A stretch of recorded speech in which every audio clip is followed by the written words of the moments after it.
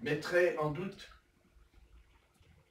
la promesse du paradis, répondra, moi aussi j'irai au paradis. On ne va pas me dire j'irai en enfer. Mais il y a un seul credo. Et ce credo, c'est examiner ce que dit la Bible sur le sujet. Les questions du paradis et de l'enfer sont bien trop importantes pour laisser nos sentiments et nos idées préconçues y répondre.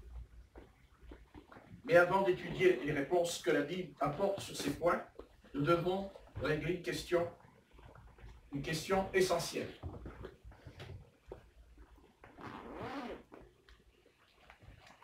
Avons-nous vraiment envie de croire en un Dieu qui manifeste sa puissance en punissant les non-chrétiens pour l'éternité et qui célèbre sa miséricorde en bénissant abondamment les chrétiens à tout jamais? Avez-vous vraiment envie, honnêtement, nous n'avons pas envie de croire que nos proches iront en enfer. On n'a pas envie. Et surtout, on n'a pas envie de croire dans un tel Dieu. Pour être honnête, tout en nous crie non, pas question. J'ai de la famille et des amis qui rejettent Jésus-Christ. Je n'ai pas envie de croire en un Dieu qui punit les non-croyants. Pas de problème pour qu'il punisse les gens méchants et mauvais, mais envoyer en enfer ceux qui seraient bons, envoyer en enfer des gens qui se sont tout simplement trompés de religion, c'est plutôt cruel. En tout cas, d'après ma définition de la justice. Mais laissez-moi vous poser une question. Pourriez-vous croire en un tel Dieu? Pourriez-vous croire en un Dieu qui décide de punir les gens qui n'ont pas confiance en Jésus-Christ? Un Dieu qui veut manifester sa puissance en condamnant ceux qui ne suivent pas son Fils? C'est une toute autre question, n'est-ce pas? Peut-être que vous ne percevez pas tout de suite la différence, mais relisez attentivement ces deux questions. Avez-vous envie que votre famille aille en enfer? Et le pouvez-vous? Et vous verrez qu'elles sont aux antipodes l'une de l'autre. Le problème est que nous répondons souvent à la seconde question en fonction de notre réponse à la première. Autrement dit, puisque nous n'avons pas envie de croire certaines choses au sujet de Dieu, nous décidons que nous ne pouvons pas les croire. Laissez-moi vous expliquer comment je sens les choses. J'ai vraiment envie que tout le monde soit sauvé. C'est clair. Je n'ai pas envie que quelqu'un se retrouve en enfer.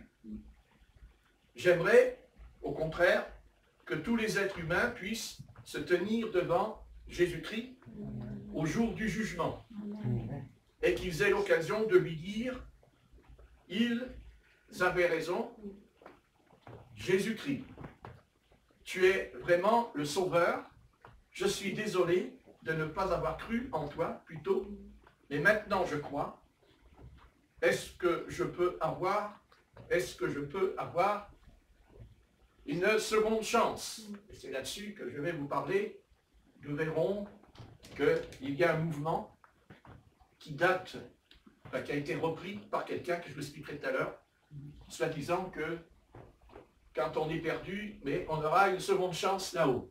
Et nous allons voir que ce n'est pas du tout ce que disent les apôtres. J'ai envie de croire en un Dieu qui finira par sauver l'humanité tout entière. C'est ce qu'on voudrait. Mais Dieu a-t-il vraiment décrit l'avenir ainsi?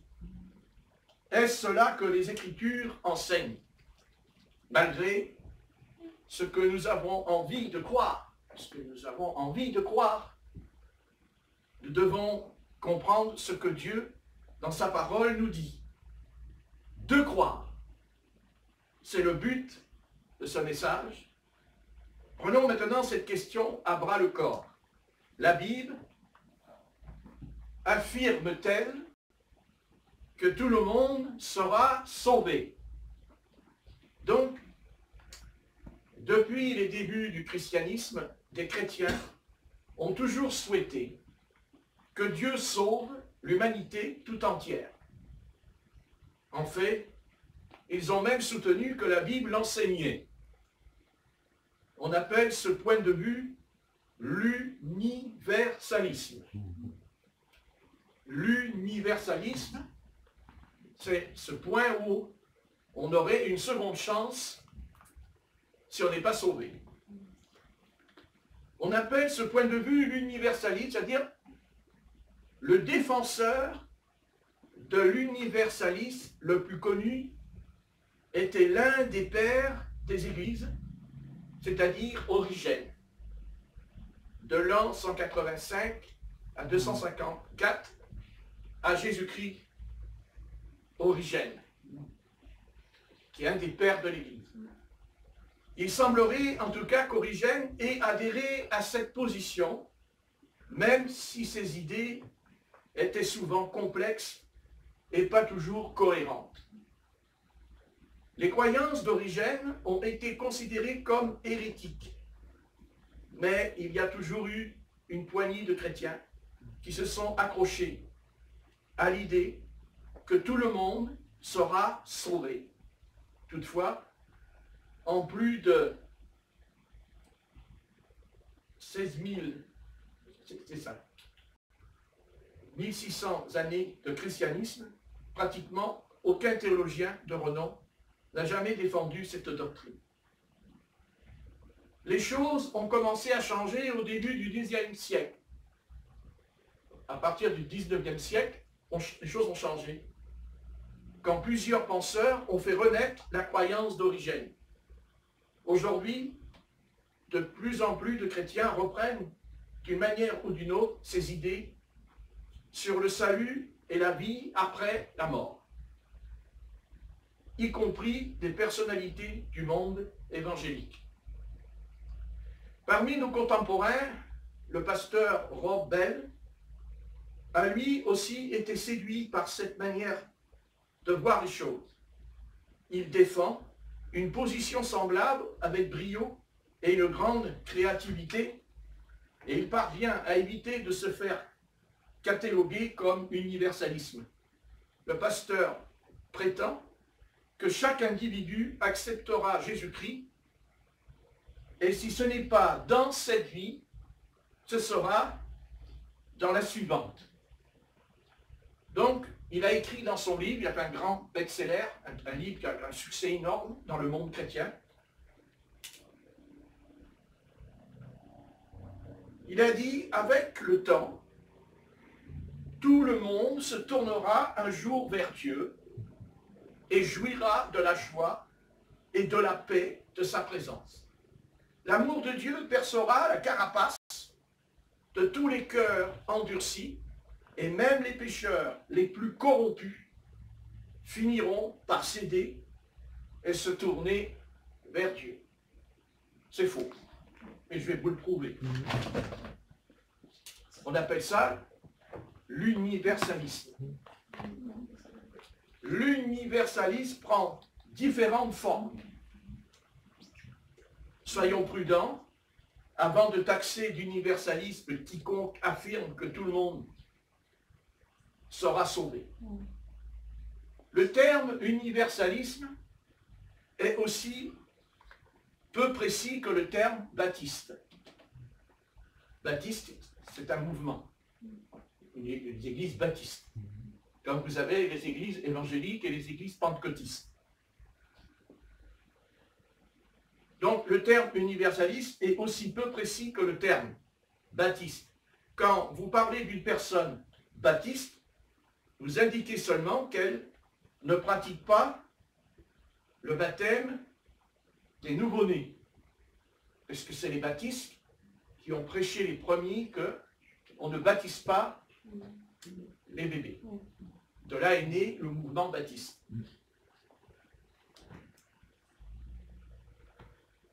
À part ça, vous n'avez rien dit. C'est la même chose avec les universalistes. Ils croient tous qu'un jour, l'humanité entière sera sauvée. Mais cette croyance s'exprime de différentes manières. On trouve par exemple des universalistes non chrétiens, parfois appelés pluralistes. Pour eux, Jésus-Christ n'est qu'un des nombreux chemins qui mènent au salut. C'est subtil. Pour les pluralistes, toute religion permet d'accéder au salut et trouve ses moyens se valent. Le christianisme ne fait que proposer le sien parmi une flopée d'autres. Vous voyez un peu la ruse. Puis, on trouve les universalistes chrétiens, dont certains pourraient être qualifiés d'universalistes pleins d'espoir. Ils croient que Jésus-Christ est bien le seul chemin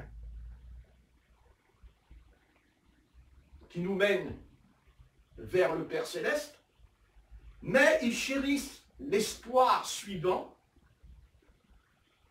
Dieu, grâce à son Fils, finira par sauver tout le monde. N'est-ce pas ce que nous espérons tous? Mais eux croient aussi pouvoir défendre cette position par les Écritures, avec toutefois une certaine prudence. Des universalistes chrétiens, moins prudents, pourraient être qualifiés d'universalistes pleins de convictions. Comme le groupe précédent, ils croient que Jésus-Christ est le seul chemin vers le salut, mais ils ne s'en contentent pas, ils affirment que la Bible enseigne clairement que toute l'humanité sera sauvée. Pour eux, cette idée est plus qu'un espoir, c'est une certitude. Ils croient fermement que la Bible enseigne qu'en fin de compte, Jésus-Christ sauvera tout le monde. Comprenons bien que les universalistes chrétiens, pleins d'espoir et pleins de conviction, croient tout ce que nous sommes sauvés par grâce, par le moyen de la foi en Jésus-Christ et en un Jésus-Christ seul. C'est ce que nous croyons tous. La différence, c'est qu'ils sont persuadés qu'après la mort, les âmes auront une autre chance, ou plusieurs de croire en Jésus-Christ et d'être sauvés. Maintenant, il y a l'universalisme dans la Bible. Comme ces chrétiens s'en persuadent-ils, cette position est certes très attrayante. La Bible affirme-t-elle vraiment que Dieu finira par sauver toute l'humanité? Peut-être que oui. À prévu, certains passages soutiennent effectivement cette idée. Certains passages de la Bible, bien sûr, sembleraient soutenir cette idée. Mais en y regardant de plus près, ce n'est pas vraiment le cas. nous ne pourrons étudier tous les passages utiles par les universalistes chrétiens. Nous manquerons de temps et de place. Examinons quelques-uns. Ceux dont ils se servent principalement. Donc les universalistes se servent de certains passages de la parole. On va prendre dans Philippiens, au chapitre 2 et verset 1. Je comprenais que vous avez dit, on est en vacances, on n'ouvre pas la Bible, c'est formidable. Mais comment ne pas ouvrir la Bible quand on est dans le temple de le Seigneur? Amen. Ce n'est plus un temple du Seigneur, c'est clair. Donc, je vous invite, voyez, je suis poli et courtois, je vous invite, je ne vous invite pas à manger quelque chose, bien que ça vous fait plaisir. Philippiens, par exemple, je pourrais vous inviter à manger des marrons glacés. Amen. Voilà.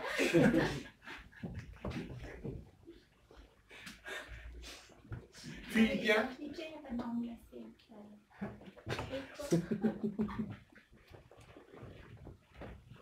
que répondre, heureusement qu'elle n'est pas universaliste. Philippiens, chapitre 2 et verset 1. Et d'abord, je vais demander à Rebecca de le lire parce qu'elle ne comprendrait pas le sujet. Armonía y humildad. Así que si Cristo os anima si el amor os consuela, si participáis en el mismo espíritu, si conocéis el cariño y la compasión, llenadme de alegría viviendo todos en armonía, unidos por un mismo amor, por un mismo espíritu y por un mismo propósito. C'est bon, merci. Versículo 10. Ah bon, c'est pas grave. Bien. Amén.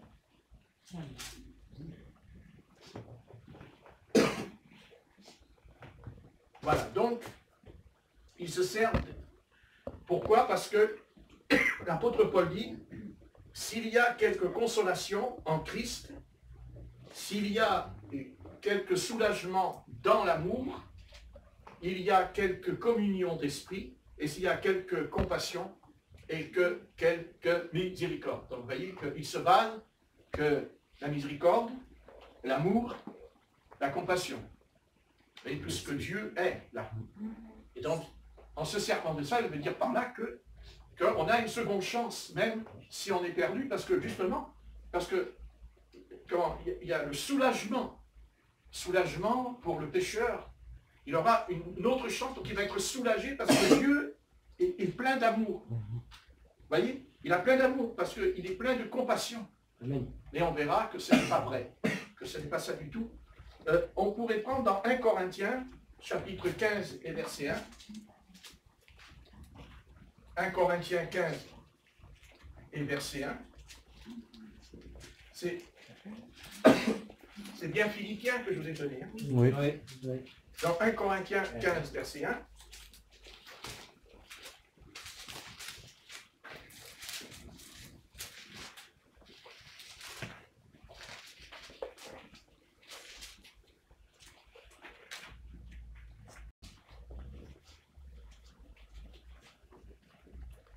Voilà. Et on va demander à Yasmine de le lire, s'il te plaît. Εγώ κράτσιλο όμως ούτε Ευαγγέλιε care m-a predicat-o pe care și primiți-o în care și stați. Voilà. Donc, je vous rappelle, frères, l'évangile que je vous ai annoncé. Donc, c'est important que ici, l'apôtre Paul montre bien que pour être sauvé, il faut avoir entendu l'évangile, qui veut dire en grec la bonne nouvelle. La bonne nouvelle. Mais les universalistes, eux, ils considèrent que si on n'est pas sauvé la première fois, on le sera la deuxième fois. Parce qu'ils considèrent que si on leur dit qu'ils vont rester en enfer, alors ça n'a aucun rapport avec la bonne nouvelle, puisque c'est une bonne nouvelle. Donc ce n'est pas une bonne nouvelle de dire aux âmes, vous allez en enfer. Vous comprenez? Mais eux se servent de ça, leur interprétation. Vous voyez? Donc il dit, vous avez reçu dans lequel vous avez persévéré. Donc là, j'aimerais m'arrêter. Vous voyez, pas seulement j'ai été sauvé, mais vous avez persévéré. Donc on n'est pas sauvé parce qu'on est sauvé. Il faut persévérer. Hein, c'est ce que dit l'apôtre Paul, après avoir persévéré et par lequel vous êtes sauvés. Donc vous êtes sauvés pas seulement parce que vous croyez en Christ, mais parce que vous avez persévéré. Paul considère que c'est seulement là. Hein, et par lequel vous êtes sauvés si vous le retenez. Vous voyez? Si vous le retenez dans les termes où je vous l'ai annoncé, autrement, vous auriez cru en vain. Autrement, vous auriez cru en vain. Donc, ce n'est pas tout de dire je suis sauvé. Il faut persévérer et être fidèle, mais aussi que si on n'est pas fidèle au Seigneur, même qu'on croit, eh bien, l'apôtre Paul nous met en garde parce qu'il nous rappelle que nous serions sauvés en vain. On aurait cru en vain. Oui, mais aussi, on n'est pas sauvé. Amen. C'est en vain, on croit, mais on ne l'est pas. Vous comprenez? Donc, j'aimerais qu'on prenne dans 1 Timothée, chapitre 2, 1 Timothée,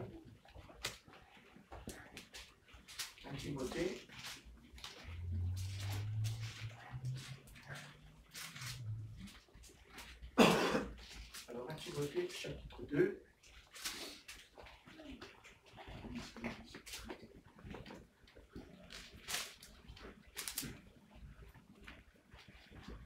Timothée, chapitre 2, et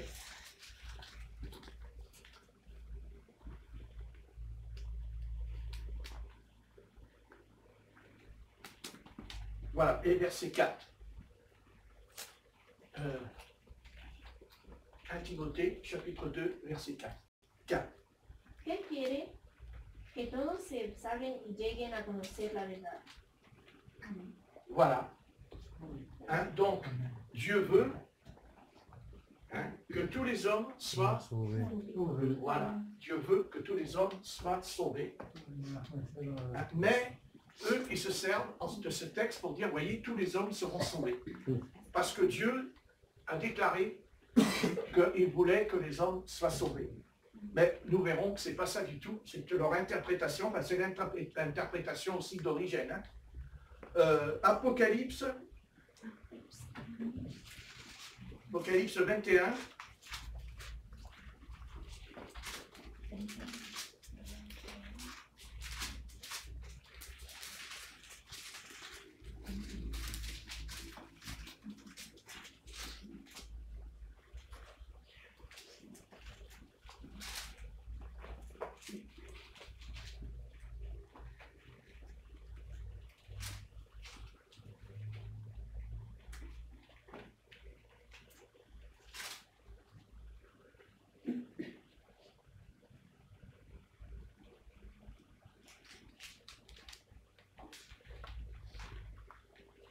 Donc là ici,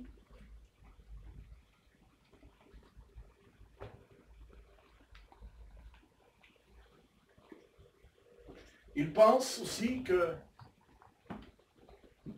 au verset 1, « Puis je vis un nouveau ciel et une nouvelle terre, car le premier ciel et la première terre avaient disparu, et la mer n'était plus.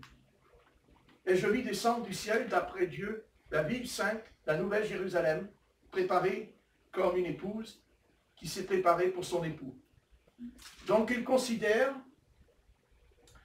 que cet événement aura lieu au jugement dernier, puisqu'il y a le jugement dernier, où, après le règne des 1000 ans du Messie sur la terre, il y aura un trône blanc avec le Seigneur assis dessus, et bien entendu, il convoquera les morts, même qui sont dans la mer aussi. La mer rendra aussi, et chacun comparaîtra, et un livre sera ouvert, ce qu'on appelle le livre de vie, et dont leur nom n'est pas inscrit, iront dans la géhenne. Il dit dans la géhenne, dit le texte. Donc eux, ils ne comprennent pas vous voyez, ils se contredisent parce que si c'est vrai qu'il y en a une seconde chance, comment se fait-il que les âmes dont leur nom n'est pas écrit dans le livre de vie, ils iront dans la géhenne? Donc, vous voyez que Dieu ne sauve pas tout le monde comme ils le disent. Autrement, il n'enverrait pas les âmes dans la géhenne après le jugement dernier. Donc, c'est ça dont nous examinerons enfin ce que la Bible enseigne sur le fait de choisir Jésus-Christ après la mort. Car l'enseignement d'Origène, c'est qu'après la mort, nous avons une seconde chance, et cette seconde chance, c'est que nous pouvons avoir la possibilité dans le ciel, pas dans le ciel, dans le Hadès, dans le séjour des morts, on aurait une autre possibilité, comme quoi Jésus-Christ viendrait et nous donnerait la possibilité d'être sauvés. Mais ce n'est pas vrai. Je vais vous le dire tout de suite que ce n'est pas vrai, vous allez voir. Donc, ils vont se servir d'un texte dans la Bible, qui s'appelle « Chacun pliera le genou ». On va le lire tout à l'heure. Il dit « Tout genou fléchira dans le ciel, sur la terre et sous la terre ». Alors, Origène et ce pasteur expliquent que vous voyez qu'après la mort, on a une seconde chance puisque tout genou fléchira. Comme quoi, c'est bien. Une île déserte et que vous trouviez une bouteille contenant les versets de Philippiens, chapitre 2, du verset 9 à 11. On va lire ce que c'est dit dans Philippiens, chapitre 2.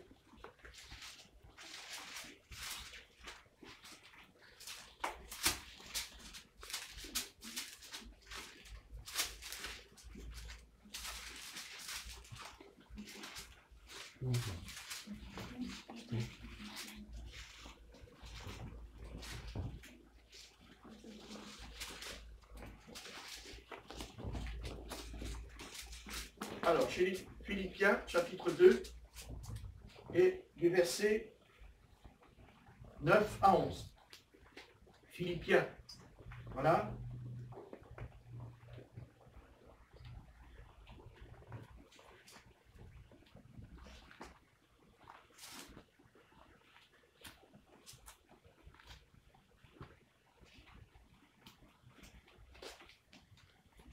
Donc, il dit Paul, et ce que je demande dans mes prières, c'est que votre amour augmente de plus en plus en connaissance et en pleine intelligence. Philippiens, chapitre 2, du verset... Ah oui, voilà, pardon. Voilà. Philippiens, chapitre 2, et du verset 9. Vas-y, Rebecca. Por ese Dios lo exaltó al más alto honor y le dio el más excelente de todos los nombres, para que el nombre de Jesús caigan de rodillas todos los que están en los cielos, en la tierra y debajo de la tierra, y todos reconozcan que Jesucristo es Señor, para gloria de Dios Padre. Amén. Amen. Voilà, donc c'est ce que je vous disais. C'est pourquoi aussi Dieu a souverainement élevé et lui a donné le nom qui est au-dessus de tout nom, afin qu'au nom de Jésus, tout genou fléchisse dans les cieux, sur la terre et sous la terre. Et que toute langue confesse que Jésus-Christ est le Seigneur et la gloire de Dieu le Père. Donc les universalistes déclarent, vous voyez, que après qu'on est mort et qu'on n'est pas sauvé, on aura une seconde chance puisqu'ils considèrent que tout genou fléchira. Pas sur la terre, mais de l'autre côté, quand on sera dans l'éternité. Mais nous verrons que ce n'est pas du tout ce qu'ils interprètent. Nous allons voir que ce n'est pas ça du tout. Donc si on lit ce verset, on va tous devenir universalistes, si on l'accepte. Comme eux, on est universaliste si on pense qu'après la mort, on sera quand même sauvé. Donc si on croit comme ça, on est universaliste. Je vais vous expliquer, vous seriez des universalistes. Mais moi, je ne le suis pas. Je vous le dis tout de suite. Donc, après avoir parlé de la vie, de la mort et de la résurrection de Jésus-Christ, Paul dit, donc, C'est aussi pourquoi Dieu l'a élevé. Hein, voilà, on l'a lu. Donc la phrase clé ici est que chacun plie le genou.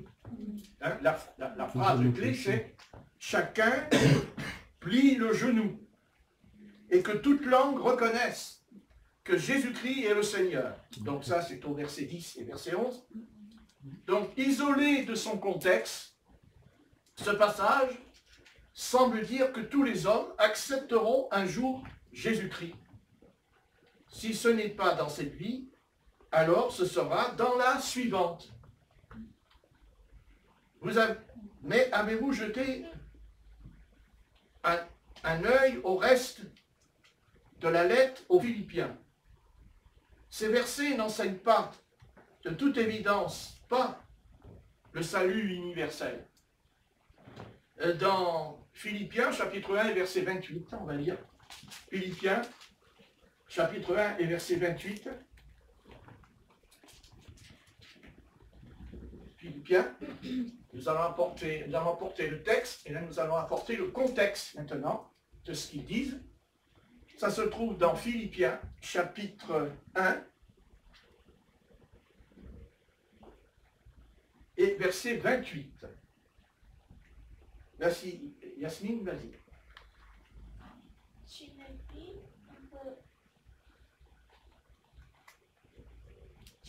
după spăitate nimic de nici voștri, ceea ce le este o revoltă a pieririi, dar vouă a salverii și aceea de la Dumnezeu. Merci. Sans vous laisser aucunement effrayer par les adversaires, ce qui est pour eux une preuve de perdition, mais pour vous, de salut. Donc, il n'y a pas une seconde chance, puisque Paul dit que c'est une preuve de perdition. Ils sont perdus. Il n'est pas dit qu'on a une seconde chance quand on est perdu. Votre Paul, il dit de perdition, mais pour vous, de salut. De salut. Voilà, ça c'est très important, parce que si on croit qu'on a une seconde chance, alors on n'a pas besoin de se repentir maintenant. Alors on va vivre dans le péché, et puis on a une seconde chance. Bien sûr, Satan, ça l'arrange beaucoup. Ça l'arrange beaucoup, mais quelle terreur et quelle déception de l'autre côté pour ces âmes qu'on leur a menti. Et on leur a donné une fausse espérance.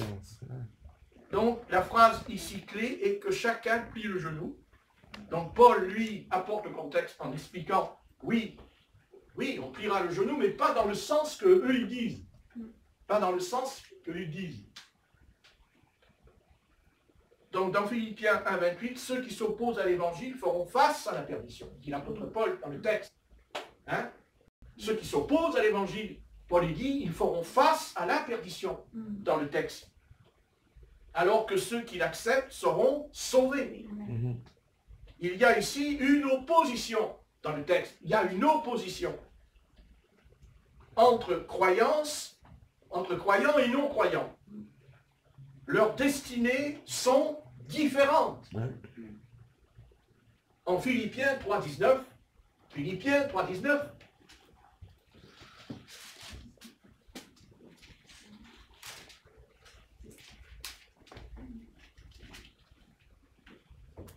donc, Philippiens, chapitre 3, verset 19.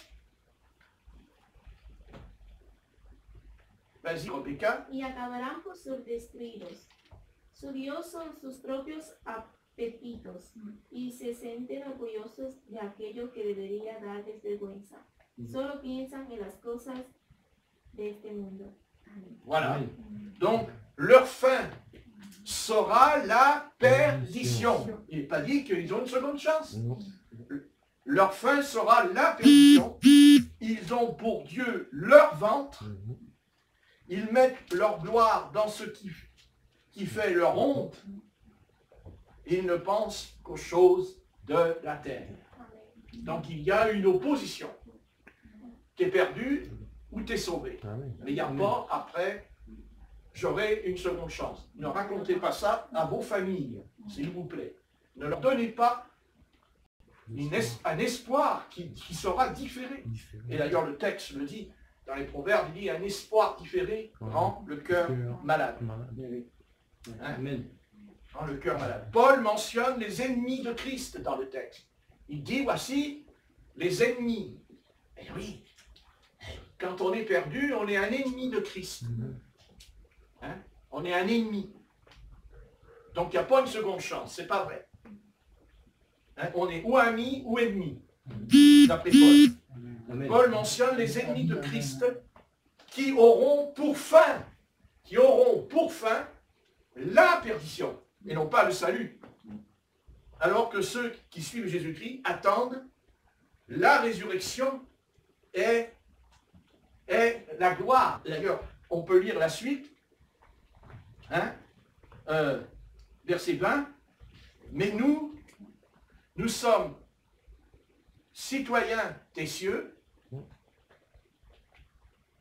d'où nous attendons aussi comme Sauveur le Seigneur Jésus-Christ, qui transformera le corps de notre humiliation en le rendant semblable au corps de sa gloire. Alléluia. Par le pouvoir qu'il a de s'assujettir de toutes choses. Amen. Donc, vous voyez, notre avenir est brillant. Amen. Hein?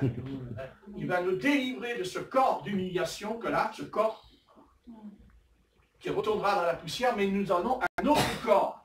Un autre corps. Et c'est merveilleux, et c'est encourageant, qui transformera le corps de notre humiliation en le rendant semblable au corps de sa gloire. Vous imaginez, de la gloire du Seigneur. On aura le corps semblable au Seigneur Jésus. Alléluia. En attendant, on mange encore, excusez-moi, de la vache enragée. Hein? Bon, je ne sais pas si ça se dit en prédication. Bon. Le peuple est simple. Bon. Hein? Donc, l'apôtre Paul précise qu'il y a ceux qui sont sauvés et ceux qui sont perdus. Il n'y a pas de la diplomatie. Non, il n'y a pas de diplomate.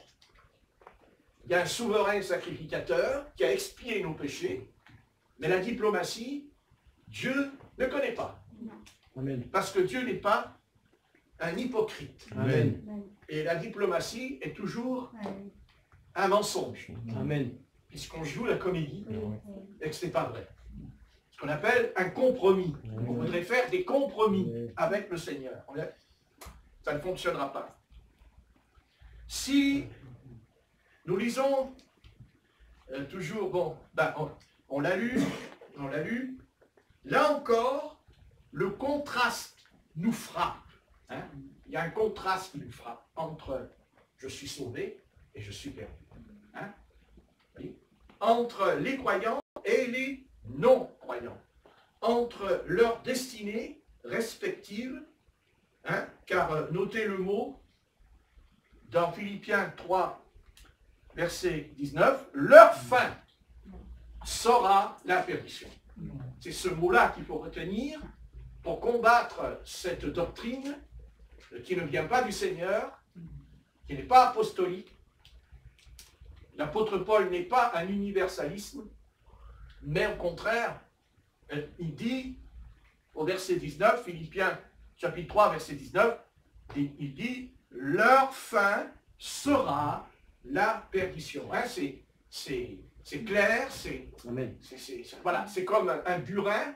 Vous savez qu'autrefois, dans l'Ancien Testament d'ailleurs, on l'a lu l'autre jour, hein, il dit prends un burin et grave, tu tapes le burin pour graver la lettre dans le bois. Hein, que ce burin, c'est le Saint-Esprit pour nous. Hein, il tape pour graver en nous la lettre qui nous rend sages à Jésus-Christ, l'apôtre Paul, qui nous rend sages. La parole doit nous rendre sages, et non pas sots. Mais alors, sots, c'est pas clair tout ça. Hein? Donc, nos décisions prises dans cette vie détermineront notre destinée. C'est maintenant que vous allez faire, c'est maintenant que vous préparez votre destin. Parce qu'on veut nous faire croire qu'après la mort, il n'y a plus rien. C'est venir. Moi, je leur réponds, lisez Genèse chapitre 1 et verset 1, parce que du néant, Dieu créa les cieux et la terre. Amen. Alors, il n'y a pas de néant. Merci.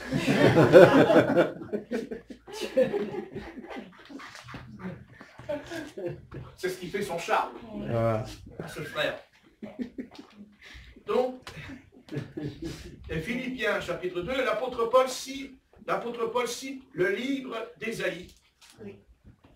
Ce prophète attend avec impatience le jour où chacun pliera le genou devant Dieu et où toute langue prêtera serment par lui.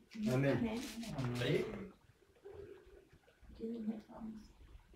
C'est dans Ésaïe, on va lire pour s'instruire, 45 et verset 23. Bien sûr qu'ils plieront le genou, bien sûr. Mais c'est devant, ce sera devant le trône blanc. Après les 1000 ans, il y aura le jugement dernier, tout le monde pliera le genou, bien sûr. Mais il n'est pas dit qu'ils sont sauvés, puisqu'il y en a qui seront jetés dans la géhenne. Puisqu'ils seront jugés selon leurs œuvres. L'Apocalypse. Donc, Ésaïe, chapitre 45 et verset 23. Et on va demander à Yasmine, la lectrice, de lire. Am jurat pe mine însumi, cuvântul a ieșit din gura mea în dreptate și nu se va întoarce, căci fiecare din ochii mei se va pleca, fiecare limbă va jura. Voilà. Je le jure moi-même, la vérité sort de ma bouche et ma parole ne sera point révoquée. Tout genou fléchira devant moi et toute langue jugera par moi. Gloire au Seigneur. Amen. Jugera par moi. Donc, c'est important de comprendre que, vous voyez, les apôtres, quand ils annonçaient la parole du Seigneur, ils se servaient toujours des textes, même de l'Ancien Testament. Et quand on lit là, dans Philippiens, au sujet que tout genou fléchira, nous pensons que ce serait l'Esprit de Dieu qui aurait inspiré Paul comme ça en lui. Non, non, non, non, c'est parce que c'était écrit dans Ésaïe. Hein, c'était écrit dans l'Ancien Testament. Hein, et le Saint-Esprit a repris. Vous voyez, l'apôtre Paul n'a pas dit ça simplement parce que Dieu l'aurait dit. C'est parce qu'il a étudié. Il a étudié les Écritures. Hein? Donc, dans ce passage d'Ésaïe fait référence au salut de Dieu. De toutes les nations en sont témoins et certaines personnes l'acceptent. Mais pas toutes. Mais pas toutes. En fait, à la fin du passage cité, Ésaïe lui-même dit que certains accepteront le salut alors que d'autres continueront à y résister.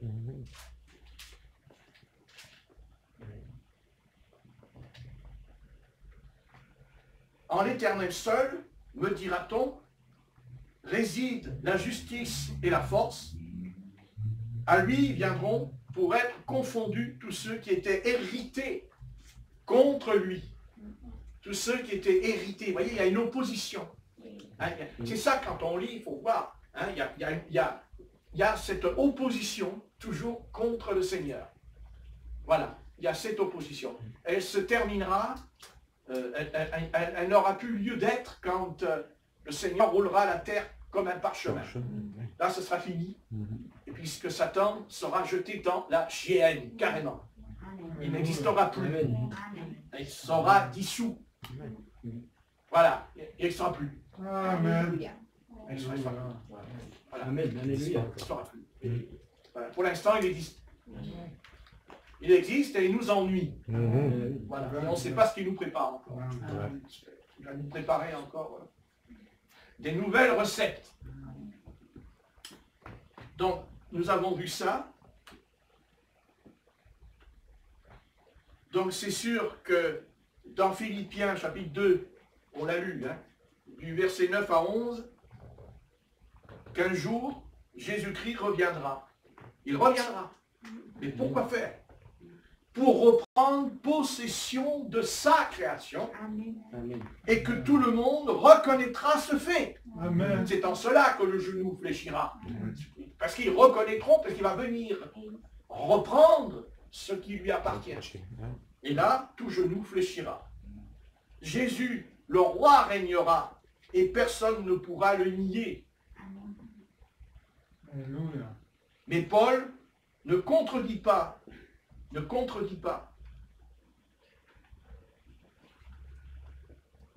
Christ apportera le salut et régnera, et ceux qui se sont opposés à lui durant leur vie seront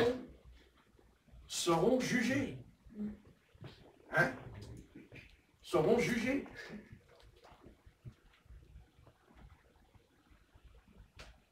Seront jugés. Voilà, seront jugés. Parce qu'il y aura un jugement. Mais il y a d'abord un jugement quand on meurt. Puisqu'on est perdu, c'est un jugement.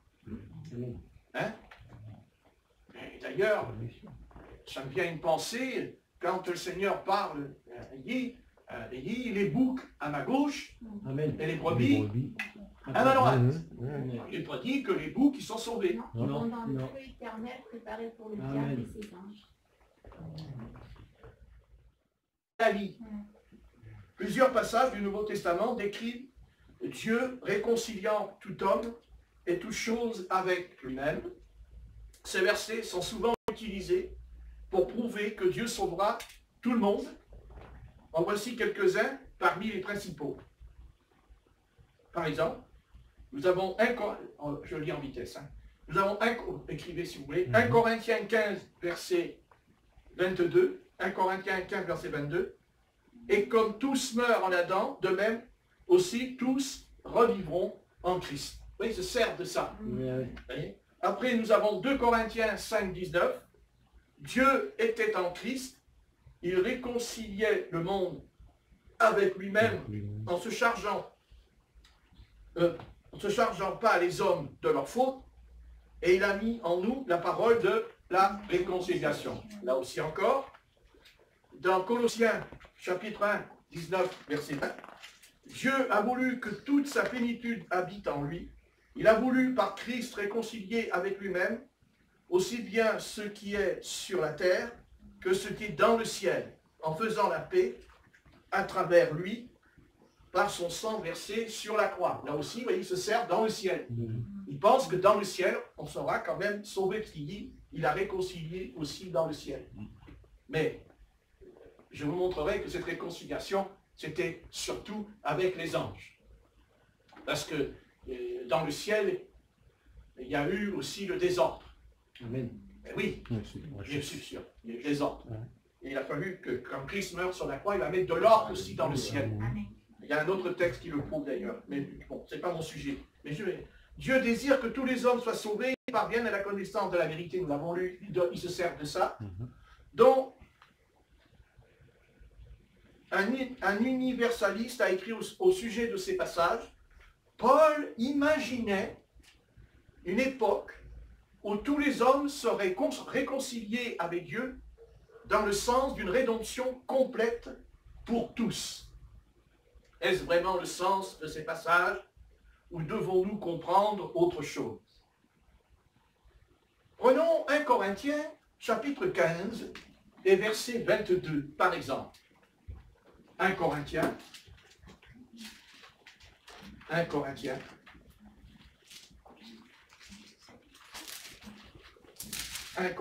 15, 22.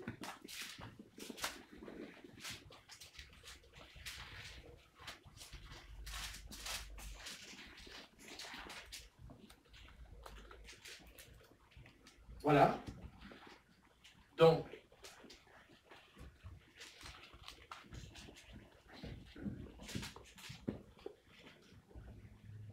et comme tous meurent en Adam, de même aussi tous revivront en Christ. Amen. Oui, ils se servent de ça. C'est-à-dire qu'ils apportent le texte, mais ils n'apportent pas le contexte après. Mais eux, ils vont vous balancer les versets pour dire, oui, on a raison, puisqu'il est écrit. Et comme tous meurent en Adam, de même aussi tous, ils se servent tous, revivront en Christ. Amen. Paul dit qu'en Christ, nous serons ramenés à la vie. C'est la traduction au Semeur de la Bible qui a écrit « Tous seront ramenés à la vie ». Le verset en lui-même semble effectivement dire que tout le monde sera sauvé. Mais le contexte n'encourage absolument pas cette interprétation. Paul se réfère clairement à la résurrection des croyants dans le texte. Il se réfère à la résurrection des croyants lors de la seconde venue de Christ.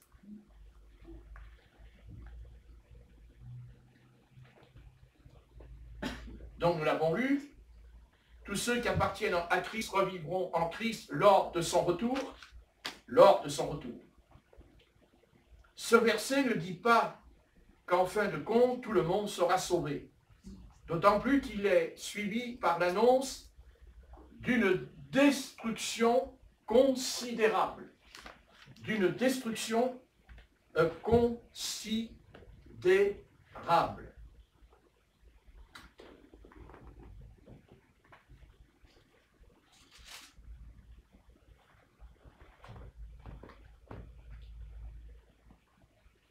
C'est au verset 24.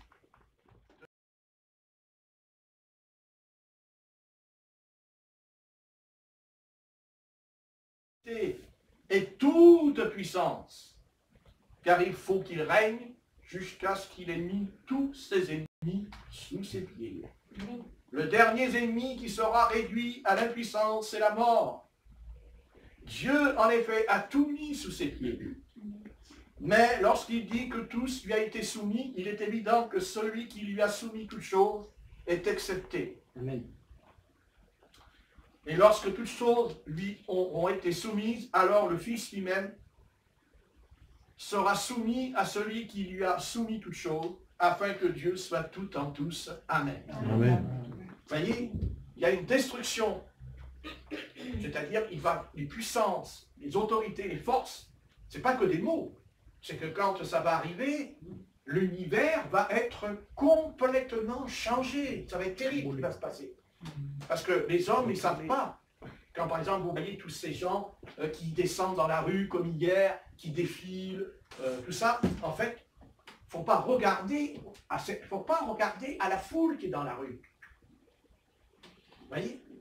Il y a une force derrière eux, une puissance derrière eux. C'est Satan, c'est une puissance. Vous voyez?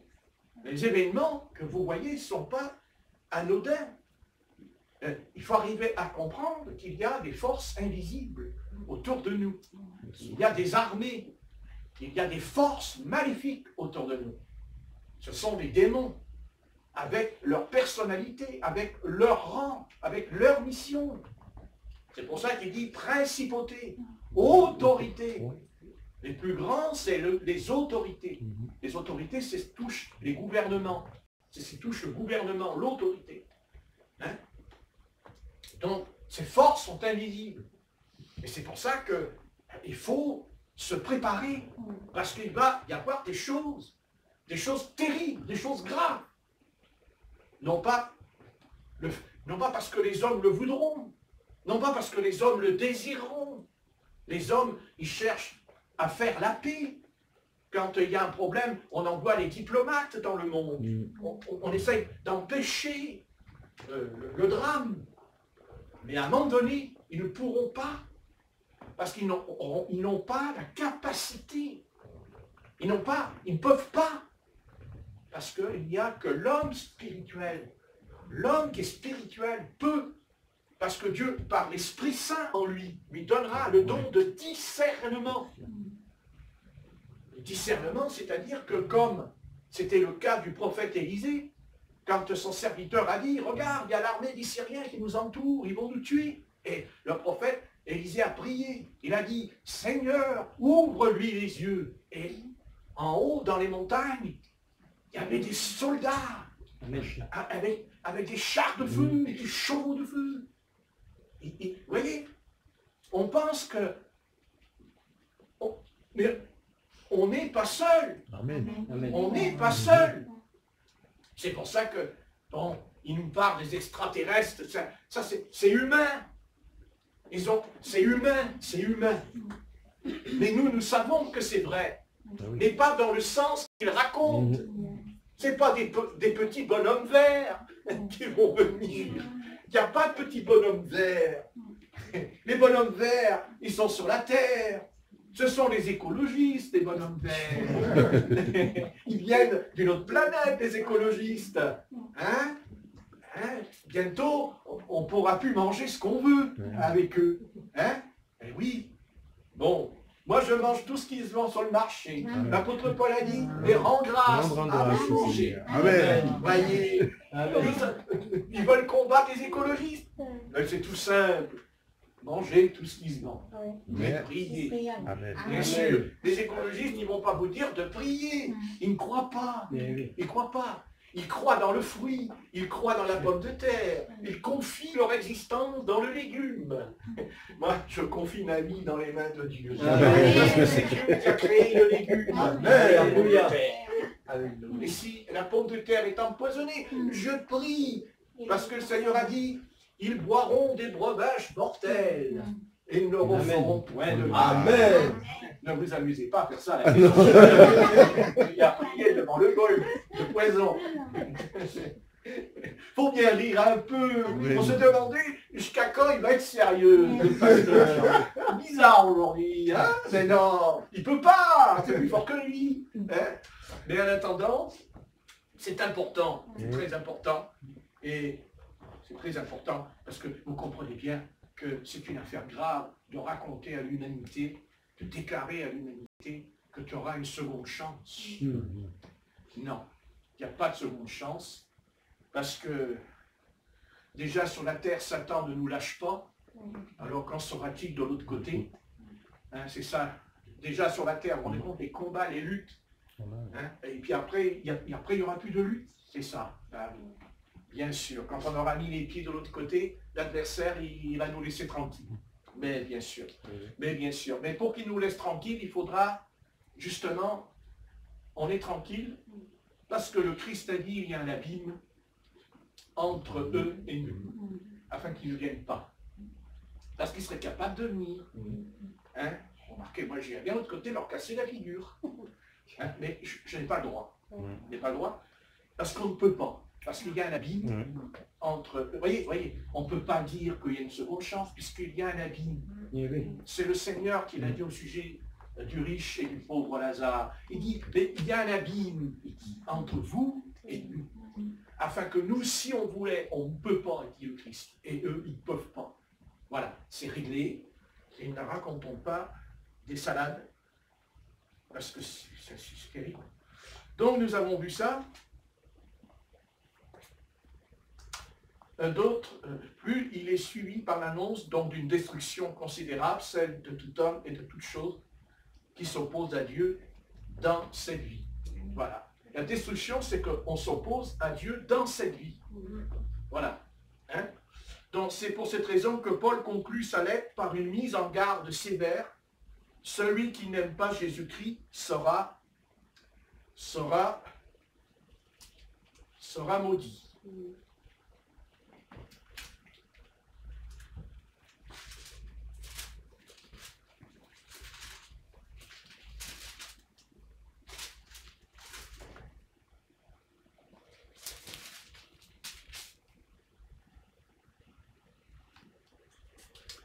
Bien.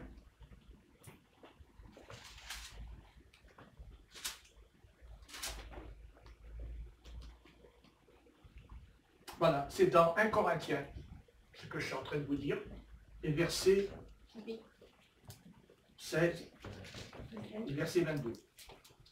Dans 1 Corinthiens, chapitre 16 et verset 22, où il est dit, et Yasmine, tu me le lis, s'il te plaît?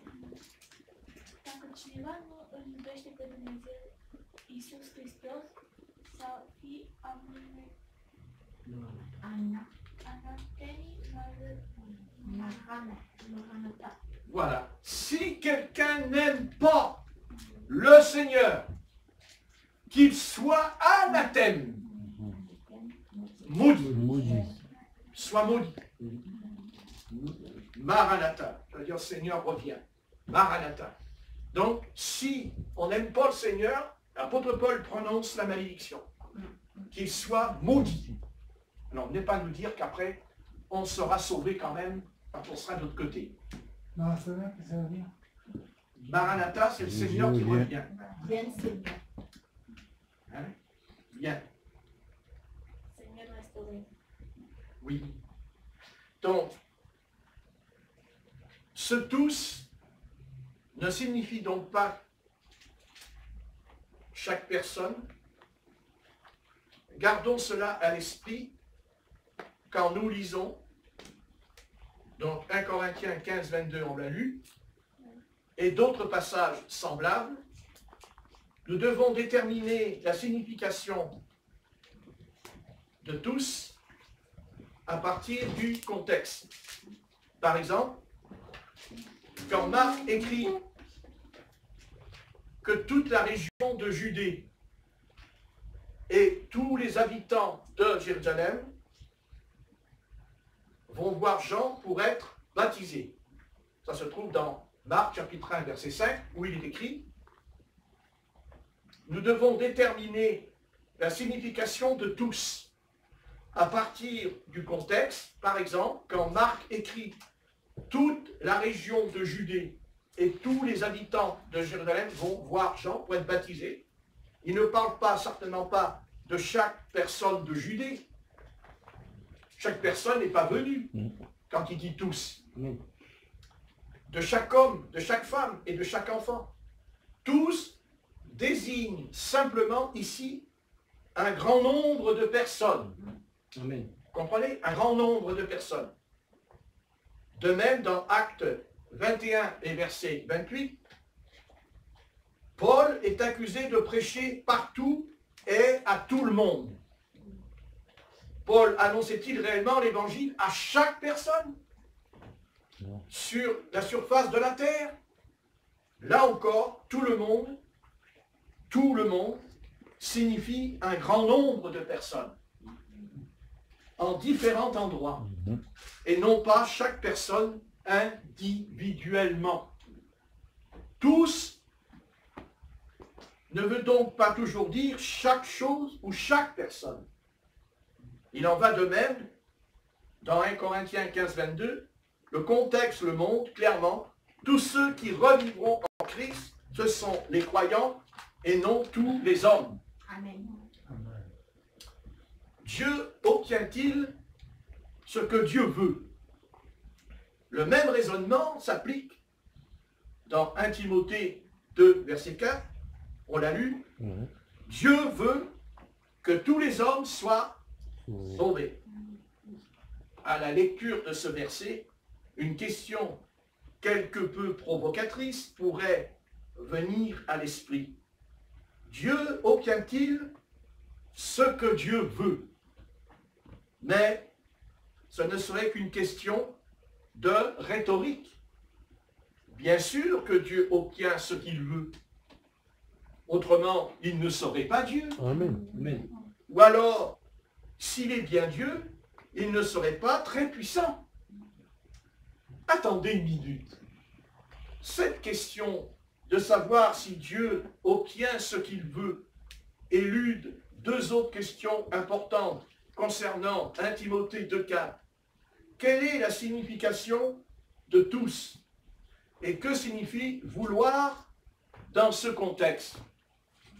Notre précédente discussion permet de répondre facilement à la première question.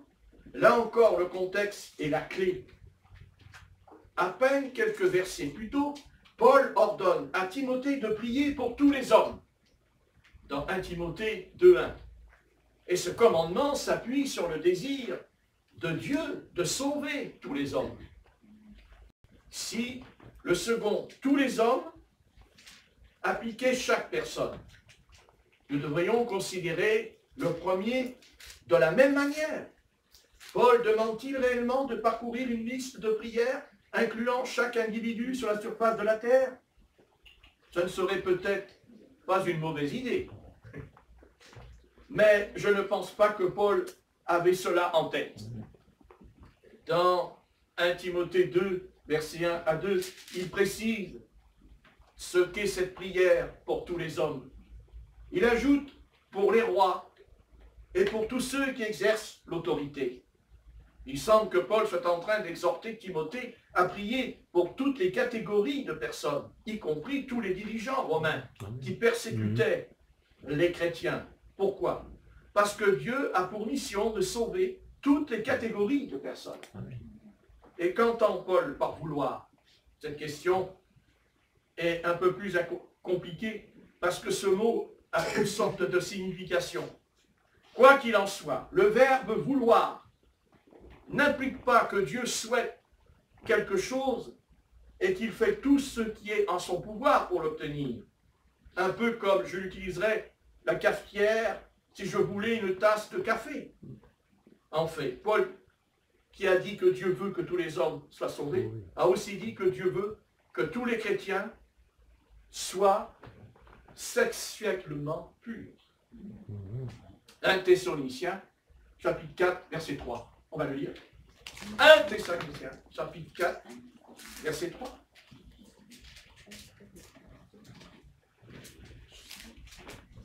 Dieu veut que tous les chrétiens soient sexuellement purs. Amen.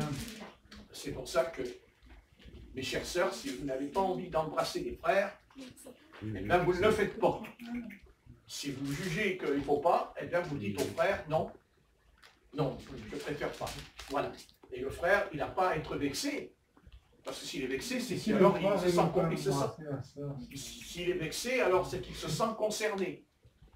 Et s'il ne se sent pas concerné, il dira, mais oui, sœur, il n'y a pas de problème. Parce que on veut la sainteté, nous. Amen. Nous les hommes. Amen. On va lire 1 Thessaloniciens 4, verset 3.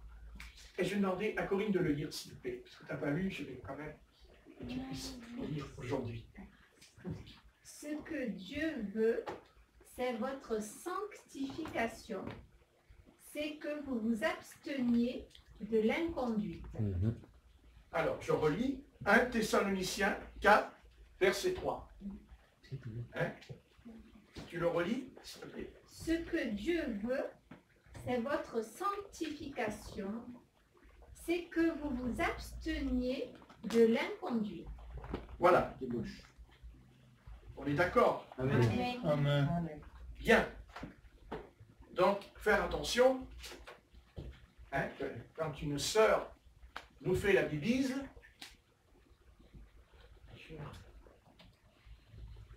on ne fait pas...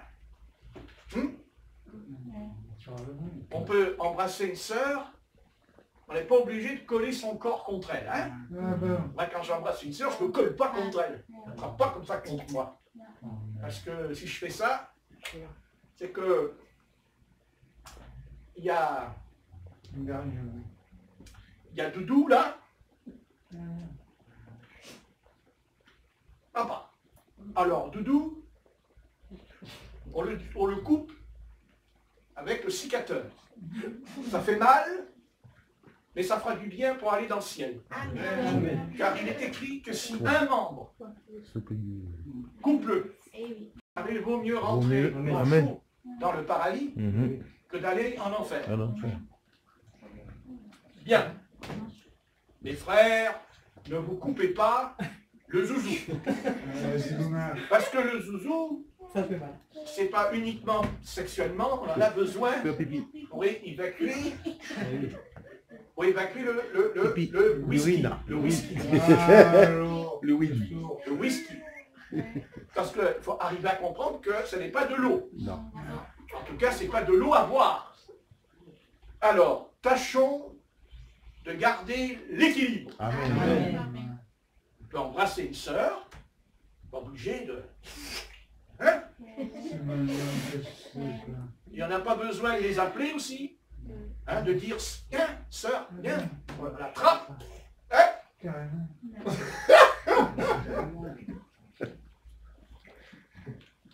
Ouais, ben, qu'est-ce que vous voulez? Je suis théologien, mais mon ministère, moi, c'est le ministère d'homme de réveil.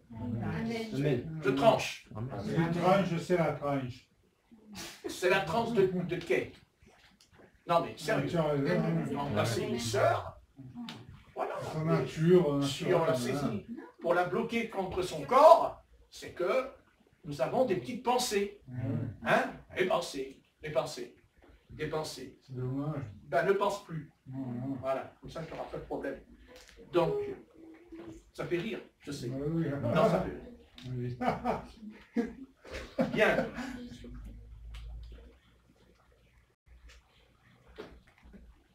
On s'arrêtera là, parce qu'il est 6 heures.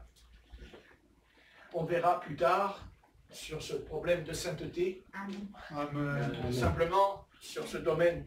Oh, c'était pas pour m'éloigner du sujet, parce que c'est simplement que j'allais après apporter autre chose. Mais il est quand même 6 heures. Et je voulais simplement, au niveau de la sainteté, je me servirai d'un homme dans la Bible, un homme qui a perdu la boussole. Un homme qui a perdu la boussole dans ce domaine. C'est sol. Ah ben non. Ça rime. Sol, sol. Non. Ah, j'ai besoin de prier, moi.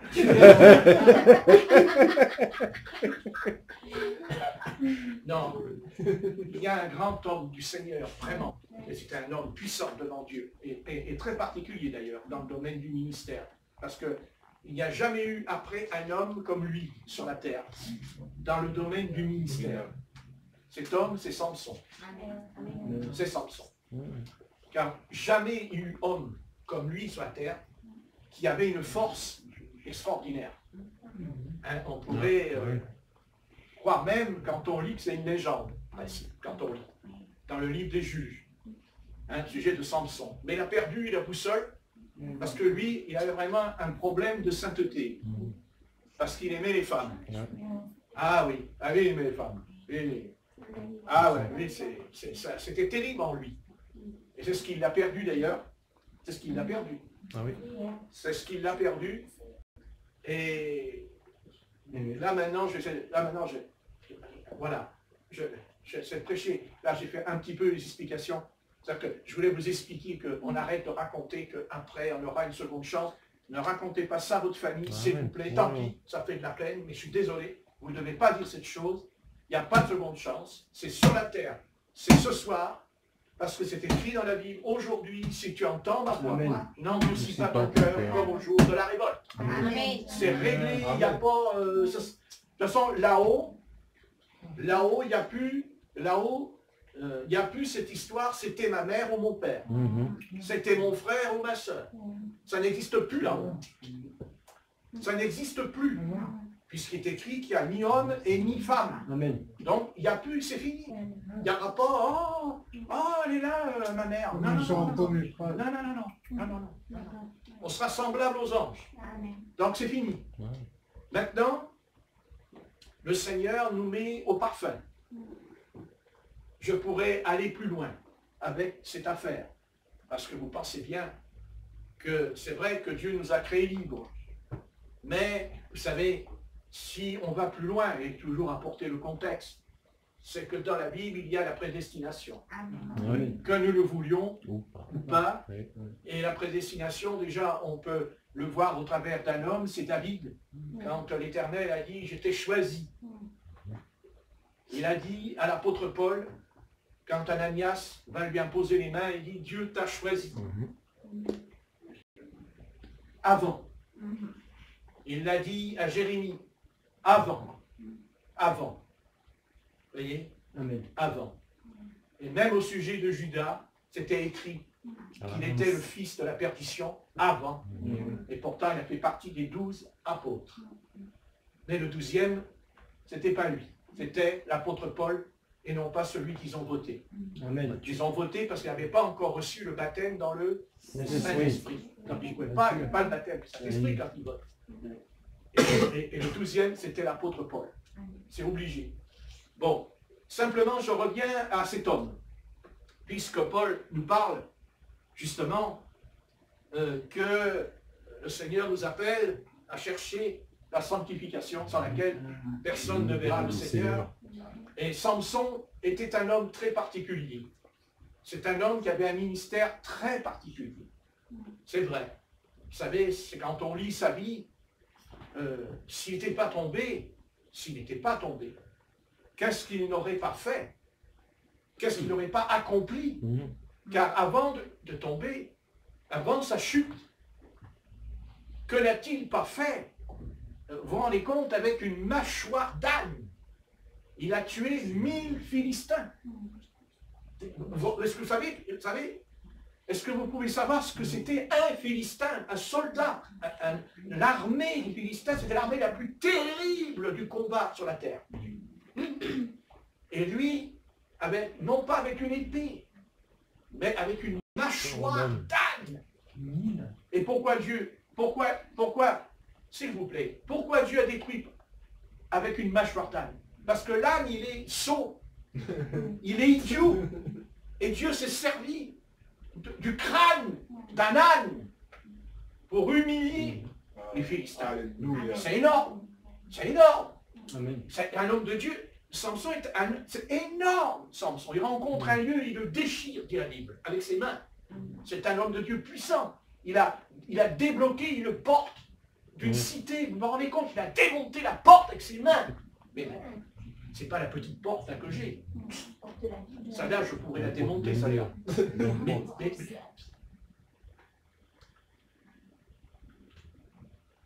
vous voyez, Dieu, à chaque fois qu'il se retrouve dans cette position d'impureté, Dieu lui donne sa force. C'est étonnant chez lui. Il reçoit la force, à chaque fois, il y a l'impureté qui se présente devant lui. À chaque fois. Au sujet justement de la cité où il dormait. Il dit qu'il dormait avec une prostituée. Bon, il n'est pas écrit qu'il a fait avec elle, c'est pas écrit, attention. Mais il était avec elle dans sa chambre. Et on lui dit, les Philistins, et il a la force, une force incroyable, cet homme de Dieu. Mais, on va dire, il était déboussolé, la boussole. Vous savez ce que c'est qu'une boussole? Vous avez une boussole. C'est votre raisonnement, votre entendement. La boussole, si vous allez vers le sud, elle ira vers le sud. Alors ce sera S. S, ça veut dire sud. Intelligent. Et N, ça veut dire le nord. Le E, ça veut dire Est. Et après, il y a Ouest. Voilà. Est, Enfin, ouest. pas le Far West. L'Ouest. Ouais. Donc, j'avoue, honnêtement, de tout mon être, que j'aurais aimé vivre au temps du Far West.